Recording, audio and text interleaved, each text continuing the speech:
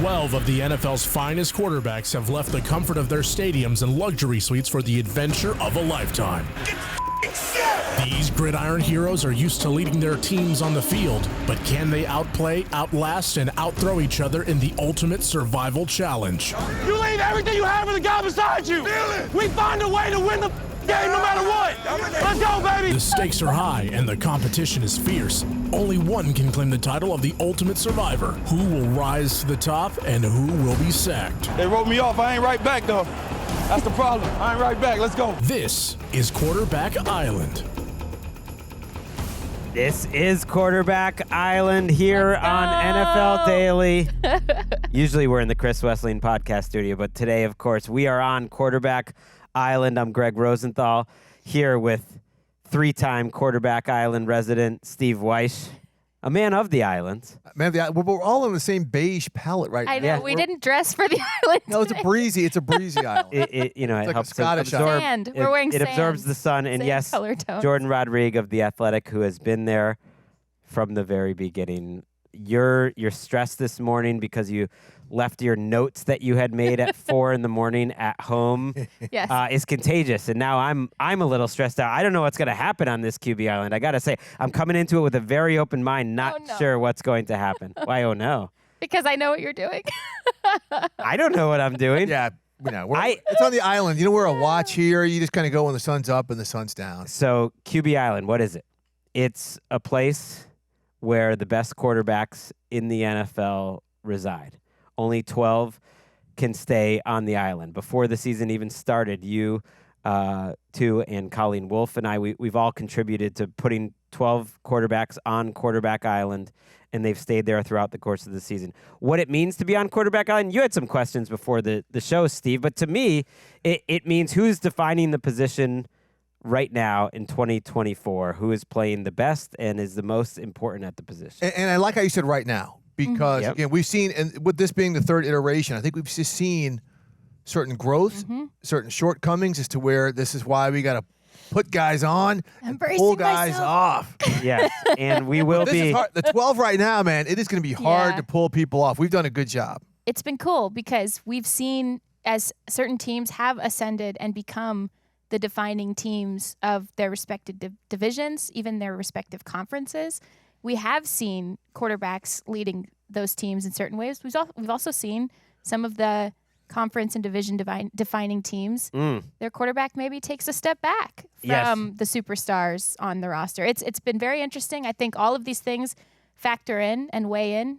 Quarterback Island, we're back, baby. Okay, let's look at the current members of the island as voted by the panel back in week 8 or so. Josh Allen, Joe Burrow, this is in alphabetical order, Jaden Daniels, Jared Goff, Justin Herbert, Lamar Jackson, very strong six-pack right there.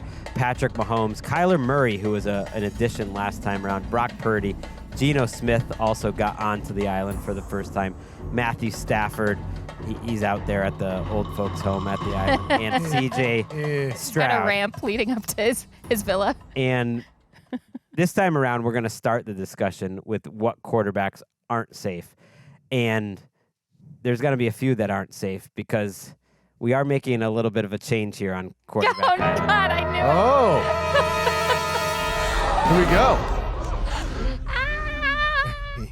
We're reducing the numbers. We're getting to December, less teams in the playoff mix, less quarterbacks really defining the position. We are taking this number from 12 down to 10 quarterbacks. So right off the bat, we got to get at least 2 quarterbacks off the island. And you also came up, Jourdan, you're an executive producer. You weren't in the meetings that decided this number, but with a riptide, you can choose at one point in the season if you wanna just stake your claim on a guy that has to be on the island. That's called a riptide. You could use that at any point in the season. So let's get started and let's pick someone from that list of quarterbacks on the island who is no longer safe. I will lead this off because, as you know, and as our loyal and very vocal listeners know, I have been fighting the good fight for a one John Matthew Stafford for a long time, and I'm going to come out swinging with this because, yes, I still think that he is one of the best quarterbacks in the league year over year. Yes, he can make every throw. Yes, when he is on and healthy and has his cast around him as planned, he can elevate that cast into levels that we have hardly seen production-wise from not only the Rams, but from any offense. Ooh. But right now, the entire operation is playing slow. They're getting off to slow start after slow start. 9 games of their games this season that they've been held without a touchdown in the first quarter. That has something to do with who is playing quarterback. It has a lot to do with the cast and all of the issues that they've had, but it also is a part of being the quarterback of that football team. And as it stands now, he is 15th or lower in several major stats, including completion percentage, yards per attempt, EPA per dropback. He's at 16 right now. We're defining the position right now. Right now. Right now. Not projecting forward. It's about how they've played. And CPOE. And I've thought he's had some absolutely outstanding, astounding moments this season. And he could again down the stretch. You know how the Rams turned it on this time last year. But if we're talking right now over the last several games, I'm going to have to apologies to Matthew. I'm going to have to see him tomorrow. But I am kicking him off of quarterback. You better hope Kelly's not listening. This is a stunner right off the bat that you would lead with Stafford, the Rams beat writer. Well, I have it's to like own one it. of those I have TV to own shows. it, Greg. I have to own it because I've been fighting for him and I believed in him and I do still believe in him. But if I'm looking at this group and I'm looking at the cut down, I'm going to have to say no to Matthew Stafford on the island for right now. I'm with you. It's interesting. I didn't think you were going to go there. I'm with you too. All right, we I are had to be voting brave, Matthew guys. Stafford off the island. If you're watching on YouTube, Yep. I have to own it. I subscribe. have to be the one to own it. If I was the one fighting for him that hard, and this is a pointed comment, then I also have to be the one to own it. I own, by the way, that I was pushing hard to get Kirk Cousins on the island last time. I'm glad you guys talked me out of that. Hell no. Thank you. I literally, Thank you. on my notes, Kirk I might said, not glad finish I the never. Glad, yeah, not I even wrote, close now. Glad so I never on my notes. you guys were seers, and I didn't think you would go here, especially off the I bat. didn't either. Because A woman on the edge. the only reason why is because I think he has stabilized a little over the last 3 or 4 weeks. He's been consistent, but is he defining? Is he excelling? Is he the Stafford we used to know? Not quite. No, He's not quite there. because what they're doing now after these slow starts, they have turned back to the run. They have turned back to moving the ball on the ground. And listen, you're going to be hard pressed to hear me like legitimately criticize one of the best quarterbacks I think we've seen in a long time, and somebody who overall in the history of the league is one of several quarterbacks who does define the position. But if we're talking about right now, this year, this is a player who, when he's at his highest level, we've all seen it. He can lift this offense with the throws that he can make, with the movement, the way he can navigate the pocket. It's hard to watch him, even after the lateral ankle sprain. It's not supposed to hinder him this week.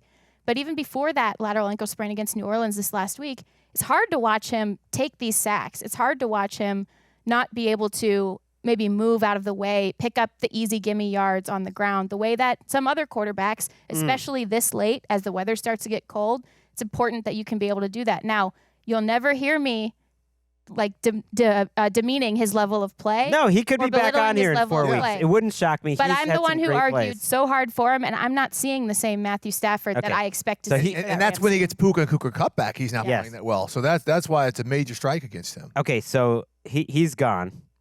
I think there's one real obvious name on the island right now that needs to go. But I'm going to let my friend Steve Wyche. I think I've got it. It's your boy. It's your boy. The fan club that you're the president of, Gino. Wait a second. No. Gino. That's the obvious one? Gino. No way. Gino. That is so far from obvious. I was brave. Gino. You weren't brave at all compared to this guy. Look, just because we're cutting it down to 12. If we kept it at 12, Gino, I wouldn't be here. But I've got another guy. I'm going to let you probably go with the other guy who I think, because there's another guy in the division too. I'm not too sound on. There's a few. There's a few out there But we that I think are much more obvious than Gina. Okay, who do you got? But make your case. Make your case against Geno, and we could have an early vote, or we could table him for later. We could table him for later because my thing is they're not necessarily winning because of him. Yeah, is he making plays here and there? Yes, but he's not like what he was doing earlier in the season. They're running the ball a little bit better. They're timely stuff with Charbonnet. They're still not great offensively though. That's the one thing when you think about the Seahawks right now. Still, what are they? Mm-hmm. What are they? I think if we're talking about quarterbacks who define the position, we know what they are. We know what Joe Burrow is. Right, we know what Josh Allen. What is Geno in the Seahawks offense? He's still up there in terms of just volume, in terms of completions, yards, that sort of thing, because they rely on it so much. To me, he passes the eye test on a week-to-week basis. Their offensive line's gotten a little bit better. The running game hasn't. The running game's a mess. So I'll push back. It's timely. It's timely. I'll push back on you there. I just think he's one of the best, 10 quarterbacks in the league, and he was on my not even discussing. Wow. Of course he was. What about you? You are such a fan. I'm ready to take him off for this round. Listen, if I'm going to take off somebody who, to me, watching the way that he throws the football, if I'm going to take Matthew Stafford off because the production is not necessarily like lifting the rest of the unit and he's not necessarily playing at the level that you'd expect. I think what I think is good, and you guys talked about it earlier this week on one of the shows, I believe the recap show, said it very well. The rest of this team is starting to make it so that Geno doesn't have to play hero ball all the time. That's defense, great. Everything else, yeah. That's great. But if we're talking about kind of where he's at and we're cutting this list down. My thing is I don't think his level of play has gone down even in the slightest in the last month. I think he's actually played well. And one thing that matters to me is how you play when the game is on the line. Even the Rams. Fair point. That's even the Rams game getting them to overtime in that game late. The 49ers game, big time comeback late. Cardinals game was certainly up and down, but got the drive they needed late. And then against the Jets, you have the game-winning touchdown drive late. And so my thing is I think he stayed about the same level. Can we just table him? Do me a favor. Let's table him. I see where this is going. It's only 3 of us today. So 2 versus 1, I could get outvoted. But let's just table Geno. I think that's fair. Okay. To me, there's by far the most obvious name is I love C.J. Stroud, but he's my next guy. He's got to go. Yeah, bless his heart. Yeah, because I put him under. I have a bunch of quarterbacks under situations that affect quarterback production with 2 stars next to it. To me, he's just not close. He's not playing good. Exactly. He's not playing good football. I don't even need to get into the numbers. You watch it on a week-to-week basis. Yes, the offensive line is hurting him in the running game, certainly. But when he is protected, like that game against Jacksonville, I think was a great example. He was protected fine in that game. He just up and down, skittish. Not reliable, not quarterback island not worthy, keeping his as much eyes. as I love him. Yep, not keeping his eyes upfield. I think he's one of the lowest quarterback passer rating. He's right. He's below 90. He's like 87. He's killing your fantasy team if you keep Yeah. playing him week after week. I do have him in this section, and I have Stafford in this section. I have Brock Purdy in this section. I have Geno. I do have Geno in this section, where the situation around him is hindering what the true potential of the player could be. And that's kind of what I was saying about Matthew, too. It's like you're not transcending necessarily a situation around you. And in Stafford and the Rams case, it's been chaos on the offensive line. It's been, not turning and leaning on the run game until like the second half, bafflingly. And it's also like, the receivers are slow. And so it's with CJ Stroud, it's been pressure. It's been missing weapons. It's been, dealing with some issues with the offensive coordinator and the way that they design their pressure and protection, and not adjusting in that regard. I think that's what is developed. You're seeing bad habits develop. Yes, CJ Stroud. he is. And a textbook case of that. That sucks because we know what he's capable of, and the fact that discrepancy is so massive right now, it's a bummer. But that means he's off the island. He is off. Although I appreciate you, TJ, for helping my boy Walker go 1-0 in the picks when he came in last week. And we believe in you, CJ. We do. We didn't even discuss him as an option last time around, despite a lot of the issues that you said, but he's kind of caved in under that. So we have Nico kicked off. Collins back, we have kicked off Stafford. We have kicked out Stroud. We've tabled Geno for now out of the kindness of your heart. No, but because I think it's a fair conversation if we can go there. I hope that kindness is reciprocated. We got to see if someone else would be a better option. You mentioned Brock Purdy. Brock Purdy, yeah. Do we want to talk about I think Brock Purdy I think it's fair. You were talking about not being able to transcend. He's got nothing. He has got nothing. His left tackle is down, may not play. Deebo Samuel has not played like Deebo Samuel in a long time. The rest of his receivers are hurt. CMC and Jordan Mason are gone. That's a recent development. But over the past few weeks, he just has not been there. And again, we could sit there and say it's no fault of his own, which it might not be. But if we're talking 10 of the best quarterbacks, guys transcending bad issues. You think Joey Burrow wishes he had some of the problems? And Brock Purdy does still have Kyle Shanahan. And defining the position, defining what it looks like right now as we talk about it in this moment, what top 10 quarterback play and the definition of that on their respective teams and the ethos of those respective teams. And it's not like we're projecting the 49ers to just like creak away into the distance, which they seem like they're about to. And we're not using that to weigh the quarterback. Creak away. You're being kind of well, the bones and the joints probably hurt a lot by now. Gino helped maybe end their season. That felt like the last moment they were relevant. That's true. But the thing is like, we at the beginning of all of this, we weren't going to hold situations at the start of the season. We weren't going to hold like, oh, you're going into a positive situation or a negative situation against them. If we did that, we probably would have had like Caleb to start on the island, right? Which we didn't, and smartly so. But at the same, you love pointing that out on the as much as you can. You love changing the show at a whim. So so that's why I think with Brock Purdy, it's time. Okay, like he's been definitively on the island since we started. It is time. It's a lot of it is not his fault. That's kind of where I'm at with him. Let's vote on it. I'm with you. I voted no. This hurts me, man, because I'm like the president of the Brock Purdy fan. Okay, so this is fascinating because these three dudes, they got in August. Yeah. They've been on the island throughout. The position is changing. We're saying goodbye to the oldest member of the island, Stafford. We're saying goodbye to what had been the youngest member, at least original member in Stroud, and then Purdy. And it is interesting about Purdy. Some of his numbers over the course of the season actually still hold up pretty well. Yes. Yeah. He's 9th in success rate. He's 6th in EPA per play still. But you see the trend.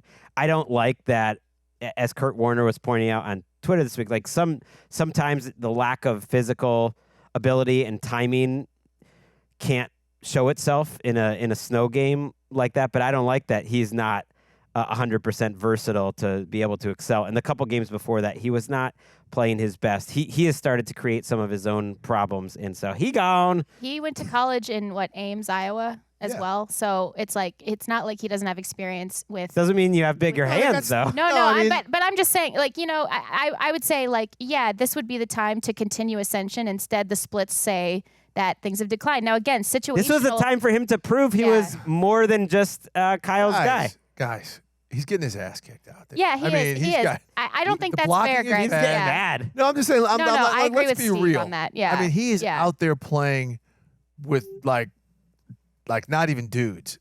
Okay. I mean, and again, like I said, Deebo Samuel has not been. Yeah. Deebo this year. But she brought up the cold thing. Like, I heard that a little bit. No, like, but he played in Iowa. I grew up in Massachusetts, and people are always like, "Well, you grew up in Massachusetts. You're fine." It's still cold, Quarterback Island, just beep it. I mean, when we played in the cold, it was cold, as the great Michael Irvin just said. Yes. It sucks for everyone. It doesn't matter if you grew up there or not. It still sucks. You brought up the cold. I simply brought up another point. Now you're all flared up. It's fine. No, Greg. people always say that to me. It's like, oh, it's cold. Well, you're used to it. You grew up in Massachusetts. Why do you think I left? Because it sucks for everyone there, too. Okay. Some people get over it, but not me. I will not say Brock Purdy. The fact and to push back a little bit on what you're saying in terms of his full season averages, the reason why those are still sitting where they are, part of the reason, not the entire reason, but part of the reason is because they were so incredibly great. Yes. Open the year. Yeah, he played great. He has been, I agree with Steve that he has proved that he is more than just sort of going to run the system guy. However, at a certain point, like I brought up a few weeks ago, you're going to hit a wall. There's only so much you can deal with and handle. We're seeing it with CJ Stroud, too. We are. And we have now booted 3 people off the island. Created vacancy for one. We have created at least one vacancy. Gino, we've tabled. Is there anyone else out of the group to at least discuss now before we table? I think so. And it's going to sound like the craziest of all discussion, but Patrick Mahomes. Whoa. I mean, I'm just saying overall, I don't think we should kick him off. There's no way in the world I would say kick Patrick Mahomes off because he's probably going to win another Super Bowl with the way things are going. But if we're talking about everything that's gone, it's just been all over the place for their offenses here. And part of it's because his left tackles are just no good, and he's really having to play in a different way. But I think down the stretch he's going to get better. He's got Pacheco coming back, maybe Juju's coming back, guys like that. But when you look at some of the other people that could be coming on, you have to ask yourself, is he playing as well as, we'll get to whomever. But I think so. I actually think so. I still think so. That he, for instance, last week's game, how that game ended, where he makes two fantastic plays in a row, and one ends up a -5 to Kareem Hunt after he makes magic, and then another bounces off Hopkins' hand when he makes magic.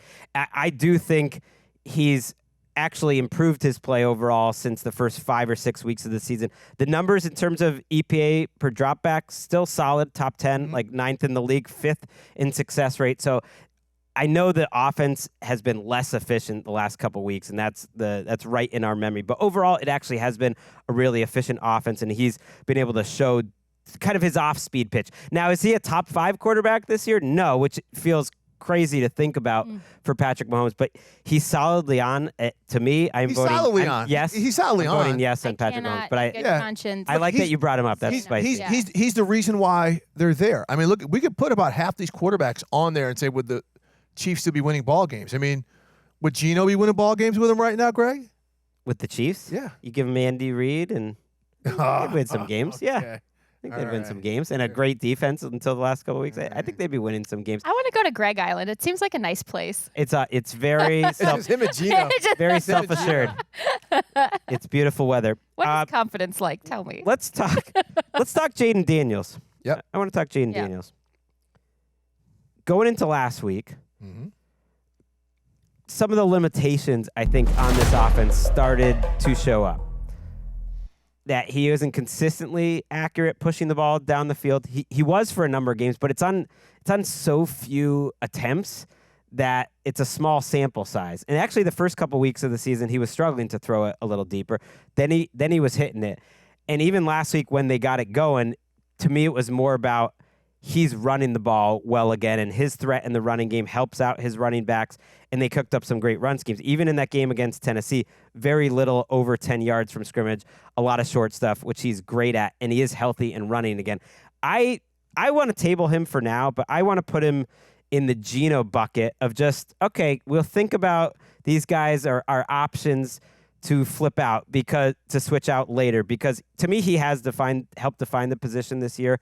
Such an exciting player, and he gets extra points for that to me. But is he playing better than some of these guys we'll talk about? It's close. Set him straight, Jourdan. You know the deal. Well, I think he has and does define this rookie class of quarterbacks. And yes, there are quarterbacks. There's a cluster of really exciting rookies. Drake May, who I know you would love to talk about. Same. In fact, I was really glad that I did not play a Gregg mentioned Drake May drinking game earlier this week because I wouldn't have made it into work today. But Bo Nix, go back and count, buddy. On what show? All of them. Okay. I wasn't going to bring him up today. But here's the thing. I do want to bring him up. I do want to bring him up because not for someone to be put on the island, but to say there's this really awesome cluster of ascending rookie quarterback play right now in Drake May, Bo Nix. I mean, he'll still make his mistakes. That 93-yard seam ball versus Tampa 2 last night, the touchdown to Marvin Mims on Monday Night Football, just gorgeous, shows the potential. From the end zone. From the end zone. On 3rd and 11. Just gorgeous. And Caleb Williams is playing better than he has all season. Yes. And I think all of that's great.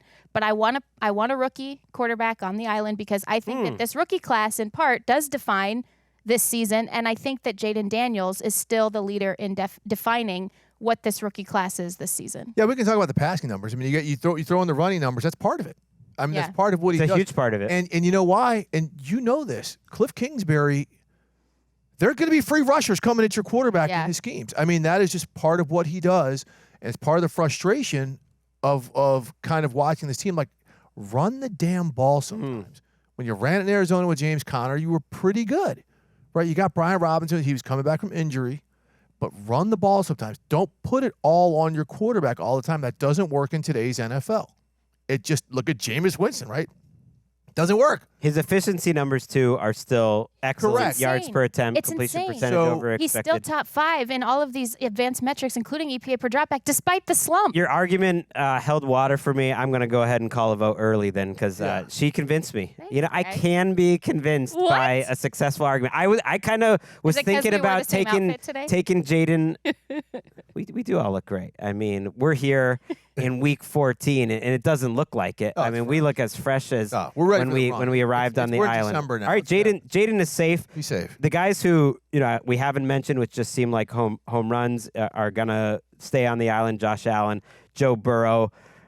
To me, losing games is not a disqualifying factor he's spectacular. for QB Island. So he is obviously on.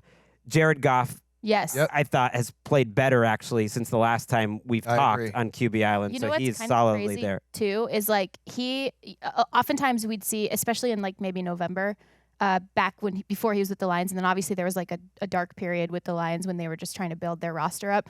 But you would see slumps like in November, for example. But Jared Goff from weeks 5 to 13 actually has stayed with definition in the top 5 in EPA per dropback. Like has stayed there, has not fluctuated. Far. He's just been consistent. He's handled pressure well. He's operating that offense. It's interesting. There's still to this point there is still whispers. A lot of it's coming out of that local market, and I don't think that necessarily it's going to ring true when all is said and done. But he's still, I think, making himself at least in the underlying conversation about this MVP conversation. Well, you can. He's out front. He's at the front guy, but he's probably He the top wasn't 3 in or my 4 5. guy. He was not in Shook's top 5. I'm saying we'll he's in the put a pin in that. conversation. We'll talk Yeah. a little Well, Lions Packers later. Yeah. I'm just saying. He's got a teammate that should be in there. He Yes. could be 4 or The 5. agenda. We'll talk about that because we are going to preview that great Thursday night Yeah, game with so Jourdan will excited. be joining me on the recap. So he's safe. Lamar's obviously safe. Justin Herbert, I think, is solidly Yes. safe. Yeah. Still playing really well. And the one last guy then, I think I said Lamar there. He's obviously safe, playing outstanding. Kyler maybe is worth putting in the table category. I think so. I think we voted on him at a peak. Mm-hmm. It was after that Miami game. What Kyler's doing better than just about anyone, I was trying to figure out why is he first in QBR right now? It really surprised me. Yeah, I look at a lot of different metrics, and I use my eyes, and I think PFF is fine to look at, but EPA per drop back, you're a little down on PFF right now. But I'm just looking at everything, and when something stands out, and he's number 1, it's very close. The top 5 are very close. Him, Josh Allen, Burrow, Lamar, and Jaden. And I was trying to figure out, because if you actually look at their different metrics, which are pass, run, sack prevention, penalties, something that they call like points above average, like he's just 5th or 6th in everything. And I think what he's done well, which is why he deserves strong consideration to stay on the island, is he hasn't been making any mistakes. He's really good at avoiding sacks, avoiding dumb penalties, avoiding interceptions. The big plays just haven't been there as consistently the last month. So to me, he's a table. In my gut, I feel like he is kind of part of what's defining the position right now, and he has a really good chance, but I'm not ready to put him back on the island quite yet. I want to see who the other options are if I like them better. I think that's where we need to go because Yeah. so right now we have one true vacancy with 2 on the table. Yes. We've made it tougher because, like I said, we reduced it from 12 to 10. So, Gino's on the table. This is- Kyler's on the table, and Let we me have a tell you- lot of guys to talk about. Let me tell you what I'm having a hard time with, because I do think that, like, I love watching Kyler play. I think he's played some of his best football of his career so far this year.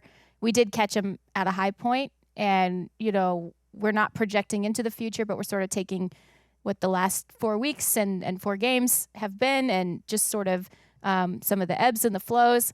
It's hard for me, especially to this point in the year, to not have Baker Mayfield on quarterback island.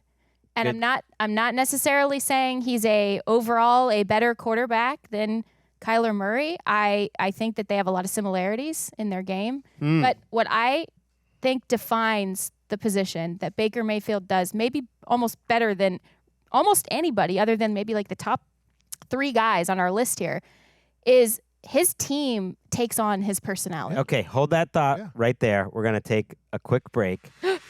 we'll talk a little Baker. And yes, Kyler, touchdown interception ratio, very overrated. But last 4 weeks, 2 touchdowns, 3 interceptions. Hasn't been running a ton. The Kyler Baker comparison is very interesting. We're going to talk about the guys not on the island that could potentially be joining.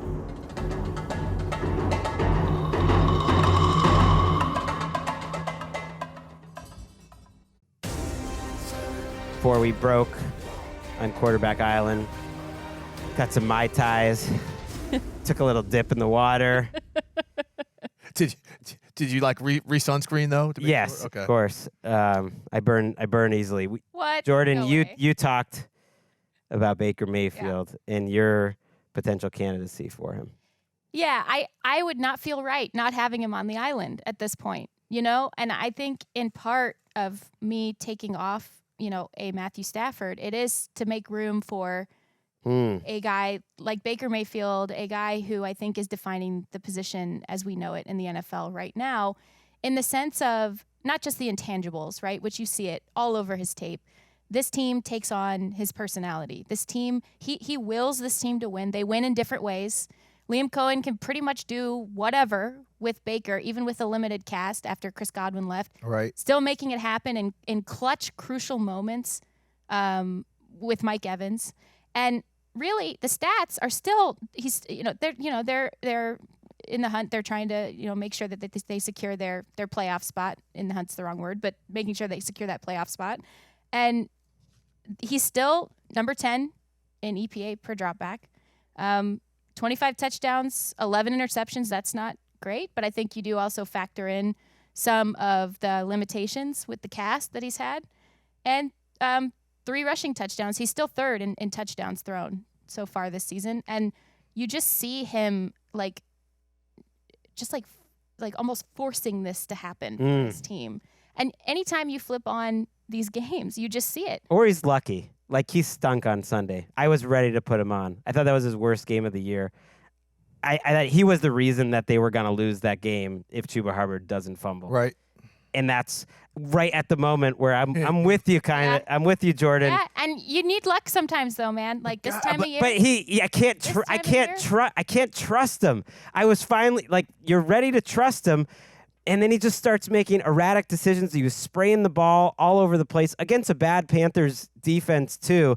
And it just got me back to where he's still Baker underneath it all. And I have a hard time on a day where we're cutting numbers saying that he's playing the quarterback position at a higher level in any respect over Geno or Kyler Murray. I just don't see it. I said, though, I'm not saying he is playing the best of it, like the quarterback, like as a top 10 quarterback. I'm saying that where he's at, what the structure of his team looks like, what they're doing, what they're pushing for, the way that they're winning games, the ethos that they embody as they win games. To me, he is defining the position right now. One of many. What do you think, Steve? I can't ride with Bake like that. You know, I'm a huge Baker fan. I know. I had you in the beginning of the year. I missed my window. There's just so many other guys who I think. That's fair. Because we got to get Jordan Love on there. I mean, let's vote on Baker then. Wow, you pushed hard. I thought you were going to get it. I'm voting no. Yeah, That's all right. I'll vote yes, but I want to get Jordan Love on there. See, okay. And that's all right, let's listen to it. Let's listen to Jordan Love. But here's where I'm stuck though, because now, like, Jordan Love, I'm riding for Jordan and I'm riding for Sam Darnold. Me too. Ooh. It's kind of like. And then we talked earlier, Steve, about the clutch factor, the head-to-head kind of thing. All right, Sam Darnold and Kyler Murray at the end of this game. Sam Darnold at the end of the last 2 games. The clutch factor is there, and he hasn't ebbed. That's the right word. We're talking about waves, right? Island. He hasn't ebbed to the levels of low that he previously had. And here's my point why Darnold, if we're talking about in the moment, they're asking him to win ball games. You look at the number of attempts when they're at the 5-game winning streak at the beginning of the season, he's throwing the ball about 25, 26 times a game. He's throwing it 34, 35, 36 times a game now. All right, they're asking him to win ball games. Last 3 games, 6 touchdowns, 0 interceptions. Right? The Vikings, they got 10 dubs now. And but then I'm like, Jordan Love is like playing, the giveaways, that's he's had them, but he's kind of lost them the last couple games. Okay, let's stay with Darnold for a second because that Kyler comparison is really Do you interesting. see how he's escaping Gino? Do you see he's talking about Kyler? No, but He's not talking about Gino? she pointed that out, and that was a head. Yeah, we talked about head to head. All right, Okay. Yeah. If you look at Kyler, last 2 weeks, now he's going to play the Seahawks this week, and very well could win that game. Right. I'll probably pick them to win that game and even it out. But in those 2 games, Seattle really ate his lunch, and Gino played better against a pretty good Cardinals team as well. That Minnesota game, to me, was so perfect to make the point you were making about Sam Darnold. Because if you watch the first half of that game, Darnold's holding on to the ball a lot, a little bit skittish, a little bit confused about maybe what's going on. Kyler's very steady. They're moving the ball a ton. But I got to give it to you. When push came to shove at the end of that game, Darnold is dropping dimes with the help of his coach, figuring things out. They're great at adjusting, but he's playing his very best at the end.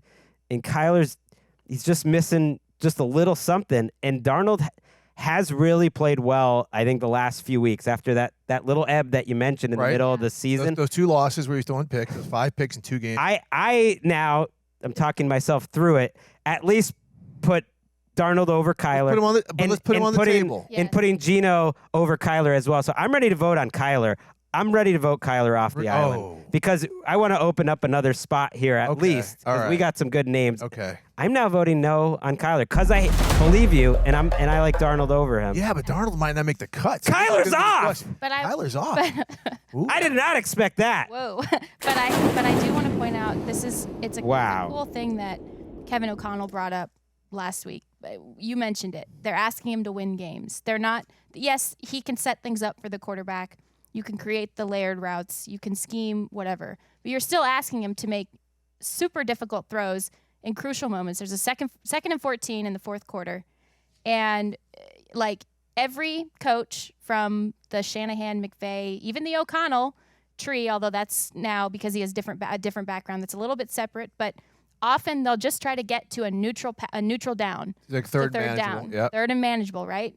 Instead, they draw up an option for Sam Darnold to get through multiple reads to hit Justin Jefferson past the sticks on and pure anticipation and balls throw and he hits it. And it's that is the definition of what you need to do to win your team games as a quarterback who is the expectation is to make a deep playoff run. And that's why I would like Sam Darnold on the island. And here I put him over Baker. I'm thinking about him strongly now. Also, the 10 wins, it does matter to me somewhat that they are a defining team of this season. But here's the thing that I think we have to eliminate from our thinking when it comes to Darnold. Yes. Of all these quarterbacks on the list, who's the most likely to step on the banana peel if they do get into the playoffs? We cannot have that because I think most of us would probably say out of all these guys. Or even in the next month. Next month. That's not going to bother me too much because we are talking about right now. And of all of these, I would, the rookie hasn't been there before. I mean, he's played well against pressure, which is what gets to me. The thing that you could always say about Goff and then you could now always say about Darnold was, but if you can get to him, he fritzes out. And in that game, that again another example comparison. I can't believe we're taking Kyler off. But let's review for a second. Purdy's off. He could come back on. Stafford's off. Stroud is off. Kyler is off. We have booted 4 guys. Gino and Darnold right now are on the table to at least potentially take those 2 final spots. We voted Baker down after an impassioned, beautiful, really heart-wrenching. Stop trying to butter me up.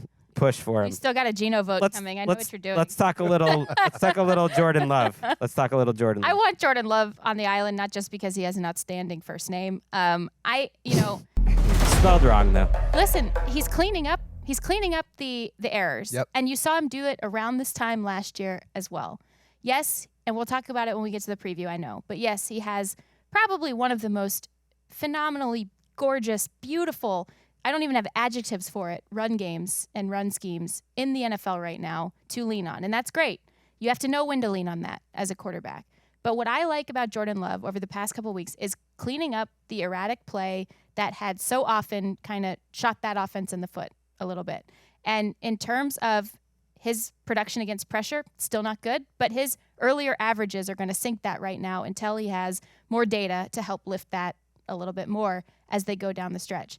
He is still number 10 in EPA per dropback. He's got 20 touchdowns and 11 interceptions. A lot of those interceptions have come against pressure, but like I said, cleaning that up over the past he puts up numbers and considering how much time he missed. This is a team. Yeah. I'm not attaching this to the evaluation, but this is a team who, based off of this, this last game especially, last couple games too, it's like, man, nobody's gonna want to play these dudes. Nope. Nobody in January. We'll talk about more about the Thursday night game later. I'll just leave it at that. Yeah. Okay. Yeah, Jordan's on the table, though. the one thing Table. with him, he is 27th in completion percentage over expected. The accuracy comes and goes a little bit. He's a gunslinger. But watching him play right now, can I possibly say that I'm taking 10 quarterbacks over this freaking dude? No. Right now, hold up, I'm putting him on the island. I'm on. calling Not a vote, yet. No. and I vote No. yes. No. I overrule you. We're Are voting. you rip-tiding? Are you playing? No, I'm just saying we're gonna I'm vote. I'm abstaining. That's a rule I'm making Is up. it a yes or a It's no too soon. from There's Jourdan? two guys. Okay, you want to talk about some more guys? There's two guys we got to talk Okay. I about. need Steve to. I know. There's I actually can feel three. where Steve's There's going. a and few more Steve- guys to talk about, sure, but I thought maybe he is just, to me, We can't. I'm putting my cards on the table of all the guys that we could talk about or have talked about. I think I'm putting Love over all of them, and that there's two spots open. For me, he's pretty safe. Let's talk about him. Who do you want to talk about? As an executive co-producer on Quarterback Island, as the co-creator of Quarterback Island, I am creating behind the glass. I'm creating a new card. It's the Let Steve Wyche Cook card. Okay, go. Okay. Cook. So here's the thing. I'm not going to slow burn this. There's three guys I'm going to mention that you should consider. Jalen Hurts. Agreed. Okay. Russell Wilson.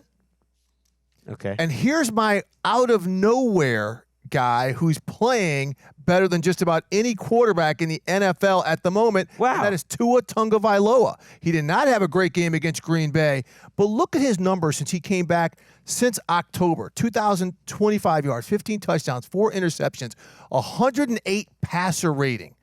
He is freaking dealing down there. Again, he did not hit him in the cold. That's not good for. But did he even play bad? I don't think he played bad in that game at all. He played well. And what I am saying, if we're talking wasn't the about problem. like we can't like I can't see putting him on over these other guys. But in I terms can. of defining the position and playing the position as well as or better than 10 players in the NFL right now, Tua Tagovailoa is in that discussion, my friends. Now, do we put him above Jalen or Russ? Both of whom are cooking, and we could say Jalen maybe not passing because they're not asking him to throw the ball that much, but Tua is balling. Would you put him over Geno, Steve? Yes. But again, I just don't know if I could right now put him over Russ or Jalen or Jordan Love. I mean, he's playing that well. That's why I could. All right. I could put him over just about anyone that you've mentioned. Maybe not Love. I don't know. I just think he's playing the position. He's like you just he's can't playing ask so him well. You can't ask him to play better. And even that game, like we're saying, was a bad game for him. They were down 14-0 before they had any plays. Hard to come back from an early turnover like that on special teams. Right. In the end, he threw for 365 yards and a couple touchdowns, and some of that was late, but most of it was in the flow of the game when they still had a chance.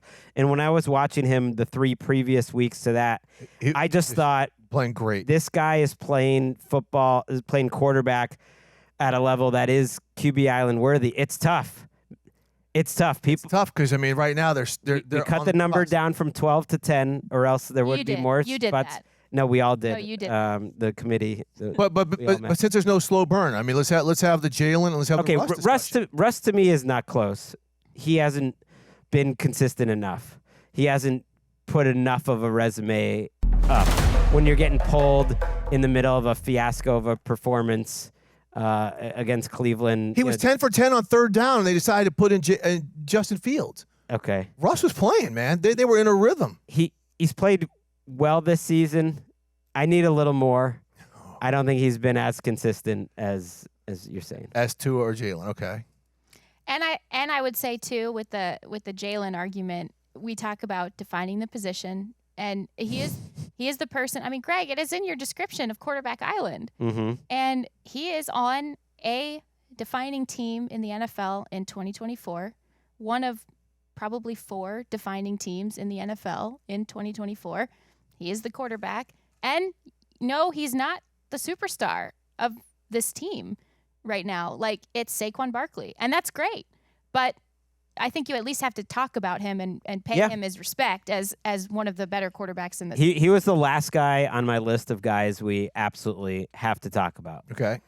Was Russell Wilson. Now, there were some fun just quarterback conversations. If we had all day to talk about quarterbacks, I would, you mentioned Drake May before, but I would mention how well Bryce Young is playing. Like, he's playing better than those rookies. So great. If he plays as well as he played over the last 5 weeks for another 4 weeks, we might have to talk about Bryce Young at the end of the season. But I'm it's not building there. the island out of Bryce. Bo Nix is fun. Jameis Winston is helping to define the season. He's not on quarterback island, but he'd be a great vibe to add to it. You mentioned Bo Nix before, but yes, Russ was the last guy that I think needed serious consideration. So if we're breaking it down at this point, and again, Jaden Daniels is on the island. And this is where I kind of thought about Jaden Daniels is, all right, Jaden Daniels versus Love or Darnold or whoever. But right now we have 2 spots available. Right now. Herbert's on there as well, Yes, on the island. Absolutely. 2 spots available. Geno, Darnold, Love, Russ, if you want to throw him in there, and Tua. I'm going to call a vote now that we've talked about everyone. I need to write that down. Say it again. There's 5 guys, Geno, Darnold, Love, Russell Wilson, and Tua. And at this point, unless something changes, we need to find 2 spots for those 5 guys. We already voted Baker off. Unless we vote Geno off. Right. No, I'm saying, but either way, Right. Yeah. It's 2 spots, right? Yeah, it's 2 spots off. At this point, I'm like assuming he's off. So it's 2 spots for those 5 guys, whether you vote Geno off or not. Oh, my gosh. I am going to at least call, because I think it's the easiest thing left to do, a vote on Russell Wilson. Great story, great season, not quite there yet. I vote no. I vote no. I saw him throw for 414 against Cincinnati Bengals. Didn't want to tackle anybody. Yeah, but half of those were like little dump-offs over the middle of the field to Najee Harris. Not Russell Wilson's fault, but my God, I've never seen a simple play like work so easy. What is your vote, Jourdan? Oh, I voted no. Okay, so we have four guys for 2 spots. Okay. Geno, Darnold, Love, and Tua. This is too much. I know. Greg, the sigh Greg let out. I hope the listeners can hear that sigh that Greg just let out. Who are you calling a vote on, Chief? I need to take a picture of Greg stressed as we. I am going to take a vote. I'm going to call a vote on the guy I believe deserves to be here more than anyone. That's Jourdan Love. As we head to these winter months, I want a big guy with a big arm who's playing football at a very high level. I am voting yes on Jourdan Love. Jourdan? Yes. No. Enthusiastically. Steve Wyche, no. I love him. This is how tough it is right now, but I'm saying no. I know, because I know I know why you're doing it. You just got outvoted. Jourdan Love is on the island. Jourdan's on. Okay. Jourdan Love is on the island. Jourdan is on the island. Jourdan is. You have the English spelling. You added a U. All right, let's vote. All right, let's just rip the Band-Aid off here. Let's do the thing. It is very difficult here at the table to do this, but let's call a vote on Eugene Cyril Smith. I vote yes on Geno. For the listeners, I'm voting no. I'm voting no because I think Tua should be on the island. Is Tua playing at a higher level? Geno is off. Geno's off. He can earn it back on.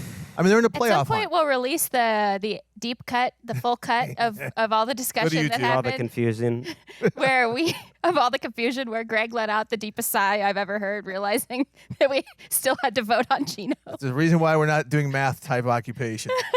Okay. Jourdan Rodrigue, the co-executive producer, introduced the element to the show that they can use at any point of the season. Someone can pull a riptide and keep someone on the island, and I am doing that right now for Geno Smith. It is an atrocity that you turncoats tried to take him off the island. Do you not know ball? Do you not see ball? Do you not watch the ball. So insulting. You know, this is such He a deserves Simon to be on it. Cowell, such a Simon Cowell, Blake Shelton You know type what? of move right here. You know what though, too? She came up with this whole idea. Right, You're okay. valid. You're valid You're to use it. good. This I'm is the using one, it once. This is the one you get all year, and you have used it, and you are valid in using it. Now, in using it, let the audience know that also means that either Sam Darnold or Tua Tagovailoa will not be making it on the island, because that's what it's coming down to right now. So just to I thought about clarify that. and clean everything up for the listeners so that we're all organized,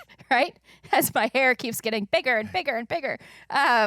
We're all organized, and you have rip-corded Geno onto the island. He's staying on. Controversial. I like that. A controversial. No, it's not that controversial. Here's why. No, it's playing great. In part, these guys are all so close right now. And you reduced it from 12 to 10, Greg. That's true. Yeah, We could you put did them that. all on it. It could be a participation trophy. Everyone gets to stay on the island. Poor Jalen Hurts didn't even really get a discussion. We'll save it for Connie when she's here. Yeah. Ooh, yeah, that's a good move. I would by totally. Is Darnold playing the position better than Geno right now? Is Tua You already Tagovailoa? No, made Geno's I know. on. You Geno's already made It's your all decision. close. Can't take it back. So let's talk So Darnold we're versus talking Tua Darnold versus Tua is the argument. for the last spot. Ooh. See, I mean, this is tough because Tua is playing so well right now. But Darnold's got I mean, it's hard to overlook the 10 wins. It's hard to overlook the fact that they are asking him to win ball games, and he's doing it. Yeah. Just look at the passing attempt numbers for Sam Darnold over the past month. They have gone up, again, about 7 or 8 pass attempts per game. With Tua, that's what the Dolphins' offense is, right? Him throwing the ball, getting to the playmakers. Again, he's playing great football. This hurts my heart, but I got to say Sam Darnold. I would have to probably take Darnold. And you know what, Steve? I wanted to defer to you on that because I know how much you support, and I do too. And you know, we share a lot of the same sentiment about how just like exquisitely he does run that offense to such precision, and the way that he can hand the ball off, and just some of the just the pre-snap cadences and the timing Tua. he does. Tua. It's beautiful. But we're talking about now this quarterback in Sam Darnold, who is being asked to step up and make these clutch, difficult plays on long downs and distances late in games to win those games to keep this Viking streak alive. So I'm going to go, especially knowing your vote now, I'm going to go with Steve on this. It's just too hard. I came into today thinking I'm going to push for Tua and that Tua is going to make it, and it became a numbers game here. No, it became a riptide game, Greg. It certainly did not become a numbers game. First of all, you decided we're going to 10, and also you pulled your riptide. So what's the argument? I just assumed Geno was going to be safe. I didn't even know that was going to be a discussion. I thought I could maybe I would probably take Darnold over Jaden Daniels, but it's not a conversation that we're going to have today. Nope. Let's vote on Sam Darnold making it back. This man has been through so much and responded, and he has just made history on Quarterback Island. We are all holding up our yes placards. He is the first man to ever get booted off Quarterback Island to get back on, and that's typical of a guy who has fought back throughout his career. And let's put a chef's kiss on the Jets as 2 former Jet starting quarterbacks are on the island in Geno and Arnold. I apologize to They can Tua trauma bond. Tagovailoa. I apologize to Jalen Hurts. Yeah, Jalen, you're really playing like excellent football, but when you're the kind of secondary piece of your offense, it's tough. And I want to personally apologize to Matthew Stafford before his availability tomorrow. What a session of Quarterback Island. You were right to be stressed out This beforehand. is rough, man. This is so stressful. I am stressed out now. Do we have a full screen of the new members of the graphic? I will I am feeling read them aloud for the audio listeners. Josh Allen, shout out to him. Yes. Might be the MVP. Joe Burrow, we never doubted you. Jaden Daniels, wasn't sure, but this side of the table convinced me. Jared Goff, Justin Herbert, surprisingly little discussion. Lamar Jackson, Patrick Mahomes, and yes, Geno Smith. I used my ripcord here, and for the first time all year, and I won't be able to do it ever again. He is on the island. We have added Jourdan Love. Good job. Sam Darnold is absolutely back on the island. And who am I forgetting? Is that it? That's it. Three NFC North QBs. You did say Pat Mahomes, right? Yeah. I did say Pat Got Mahomes. it. We will take a quick break. We will talk a little Thursday night football after this.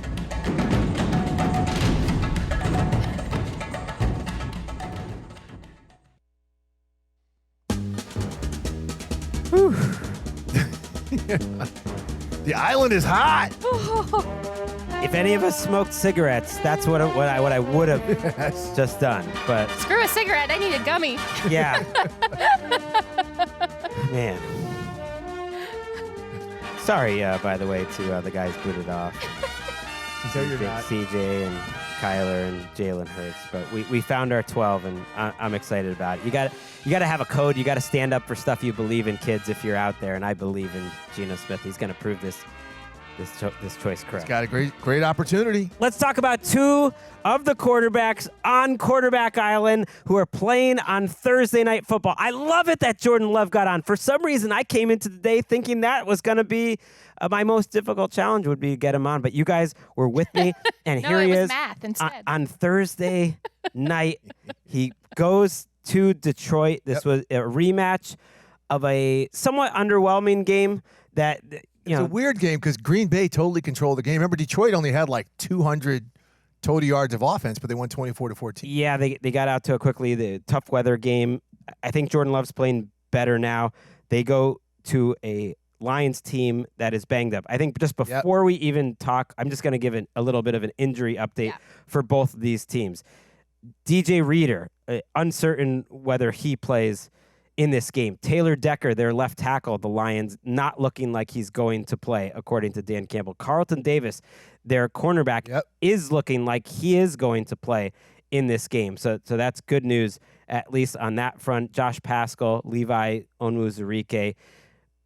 Malcolm Rodriguez, I mean, that's tough. Up the spine of that defense, they are thin, man. Yeah, Paschal and Onwuzurike isn't announced yet about their status, but it doesn't sound great. And yeah, you mentioned Rodriguez.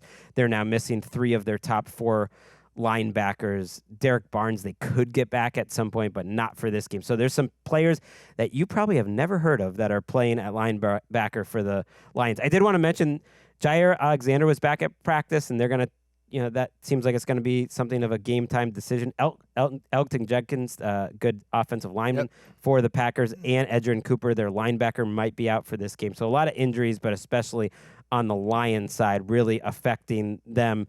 We'll start with you, Steve. Let's start with Love and the Packers' offense. Do you think they can take advantage of all these injuries in a nice climate? I know they're from Green Bay and all, but a nice climate control. Yeah, like how we like it, right? Yes. Forget all the snow and the cold. Yes, of course. I mean, when you think of, besides Jourdan Love, who's the offensive piece for the Packers? Josh Jacobs. I mean, he's a physical force. His run balance is like Marshawn Lynch's. I mean, it's incredible. So I think you go up the middle of that defense. I mean, Lee McNeil is a beast, but if Reader's not in there, man, that dude occupies bodies. He keeps linebackers clean, and if he doesn't play, you are going to see Matt LaFleur use number 8 right there and get that push and clean some people up in the middle. Look at that run balance right there in that video we're watching. It's just absolutely insane. Plus, Matt LaFleur is also going to scheme some things, drag routes, little hook routes, just to take advantage of some of that underneath middle zone that the Lions are going to have to play. They can't allow anything explosive down the field. So I think that center of the field for the Detroit Lions is going to be vulnerable. Yeah, you mentioned, very, very brand new faces in some points, not only on the interior, but at linebacker. So I could really see Matt LaFleur doing that dastardly thing that we know he can do with this run game, but also with their screen game, with some of the ways that they manipulate their tight ends in space, not only as blockers, but disguising different gaps, making outside wider edges than you would normally think for the run game, and then pulling it back inside all of a sudden, giving them a lot to think about. And it will be, Jourdan Love distributing the ball and all of those things. I expect him to take a few shots downfield as well.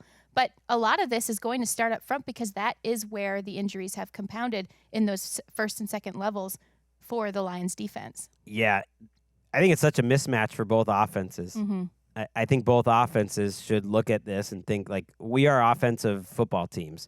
especially the Packers. The Lions defense has stood so tall all season. And their safeties are so good. And they've been such a good defensive team. And they are relatively healthy in the secondary still, and that's the strength there. Romeo Doubs also in the concussion protocol, not expected to play in this game, which is a big loss for Green Bay as well. Whenever there's two teams that are reasonably close, and the Packers here are 9-3, this is a division matchup. When they play twice in a short amount of time, I tend to favor the team that lost the first time around. Now, this is the best division potentially ever that we've seen. They are the first division in football history to have three teams this late in the season at a 750 win percentage or better. Like, it's never happened, not since the merger when there were really divisions and everything like that. So there's never been three teams with this good of a record this late in the season as Packers, Lions, and the Packers and the Vikings, of course, as well. The Packers are starting to peak. Defensively, I worry a little bit more about them, but Kenny Clark started to make some noise. Van Ness started to make some noise. Rashawn Gary started to make some noise. Yep. They have to get some sort of pressure on Detroit because the pass rush for Green Bay has been a weakness for them all season long. And if they revert back to kind of what they've been and they get bullied up front by this Lions offensive line like so many teams do, ultimately, I'm not sure they can keep up in a track meet. Maybe they can, maybe they can't. But they need their guys because they're not banged up. Like, these are their first round picks, the guys who are making all the money. Sometimes it's just getting your guys to play better. Their best guys haven't played their best all season, but I think you've seen just a little bit of signs from those big names, Kenny Clark, Rashawn Gary, over the last few years. And this is huge for the Packers, right? If they knock off the Lions, okay, then you've got a two-way tie with Detroit and Minnesota. But then Green Bay now is sitting right there with the rest of the season where they're now can start talking about home field instead of those two dome teams thinking about they're playing in 76 degrees. I saw Next Gen Stats had only 4 teams with a real chance to get home field advantage. Mostly Lions. Yep. Then the Eagles were under 50%. Vikings a little smattering. And the Packers were sitting there at 2%. But that does go up. You know, if they win this game, then it's more than the 2%. You're right. They have a chance. And if the Lions lose this, then the Eagles take over as the favorite for home field, which is nobody wants that. I mean, look, I think the Lions are built to play outdoors in this weather, but they will only play when the season ends in 3 true outdoor stadiums. Mm-hmm. And we know we saw it last week. The Packers are indeed built to play outside. Built, like I said earlier in the show, when I was gushing about the diversity of the run game and how multiple they can be off of everything that it builds. That is a team that, the Lions, as banged up as they are, it's the worst possible time for the Lions defense to be facing this physical Packers offense. At the same time, like you guys said before, it's kind of a good foil game for either side. And Jared Goff, even when you rush 4 against him, he's not struggling like he used to, particularly inside. He's not struggling like he used to against any kind of pressure. He's been incredibly productive. Like we mentioned on Quarterback Island, part of the reason he's so firmly on Quarterback Island is if you just rush 4 like the Packers have, most of the time they blitzed a lot more in their last matchup against the Lions. It wasn't super effective. And when they drop back and rush, when they just sit and rush 4, like we've seen them also do with some effect against other quarterbacks this season, those types of things are just not working the way that they used to against Jared Goff. So you're going to have to try to get your secondary activated the way they were taking the ball away earlier this season. You're going to have to activate your secondary if you're Jeff Hafley. Yeah, and that's where some mismatches are happening, certainly for Detroit. When Detroit has the balls, there's mismatches all over the place. This could be a great game for the Penei Sewell agenda running out here. I am pushing that agenda hard, my man. Okay, yeah, I had him in my MVP ladder. I put him 4th. I think he should be there. I think you can do what you want with votes. And if you want him to kind of represent this Lions offensive line, and he obviously is the best player on it by a good deal and maybe the best at his position, you can vote that way. And so I think him against these 3 young safeties that they're playing. So Xavier McKinney, I guess you wouldn't call him young anymore. He's right in the middle of his prime. But what they've done with some injuries at their linebacker level and just in cornerbacks is they're playing their 2 rookie safeties, Bullard and Evan Williams, together, and Bullard's in the slot a lot. Bullard's been quiet, Javon Bullard, 2nd-round pick, but you haven't noticed them in a bad way. Evan Williams has made a lot of positive plays. So these 3 safeties on the field, and you're running the ball against that kind of look. Quay Walker, who has made some plays over the last few weeks, but drives Packers fans absolutely crazy, and I think is a weakness of their defense is their linebacker position. Maybe this is a Sewell and a Jahmyr Gibbs, because as good as David Montgomery is, and he's awesome, they have almost the exact same amount of rushing attempts and the exact same amount of catches this year, and yet Gibbs has 250 yards. Explosive plays. More. He's a top 5 yards from scrimmage guy in the entire league, and I do think this is a week where you just got to win in a shootout. You feel bad almost for the Lions that like it's so hard to get a 1 seed. It's so hard to win the Super Bowl because after this, man, they come off that Thanksgiving game, all these games in a short period of time. Then you got the Bills next week. You got the Vikings coming up. You're at San Francisco. We'll see what they look like. It's like, man, it is so hard to just get a freaking 1 seed. Of all the years for them to be 11-1, this is a tough one for it. I know. Someone was sort of commenting on different discussions that we've had, whether at The Athletic or on this show, and it's like, man, it's in a historic year, right? These other teams just will not start losing games, right? And it's driving the rest of the fan base is nuts, which is fair. But like, hey, that's great for everybody. But and they could all think that way. Like Green Bay could be like, man, in a normal year, we'd be winning the division. We're in third place. The Vikings, right? The Vikings have 10 wins. Right. Yeah. Like the Eagles have won 8 in a row. And they're like, wait, we got to wait for one of these other teams to win. It is so competitive. It's an awesome conference right now. Ben Johnson. There's like a subplot within a subplot. It's not really a big deal, but it is kind of fun it just doesn't happen often kind of way. And a little oopsie out of Detroit where Jahmyr Gibbs accidentally shared some photos of the Lions' plays on the whiteboard. Dan Campbell said that he wasn't concerned about it. Obviously, they change calls every week. And also, if you look close enough in certain Reddit circles, you can find copies of every playbook in existence in those circles. And every coach's call sheet. Yeah, and this the close-ups of the call sheet and they change calls every week. They change words. Every team does this, unless you are just an absolute fiasco of a team, and some are.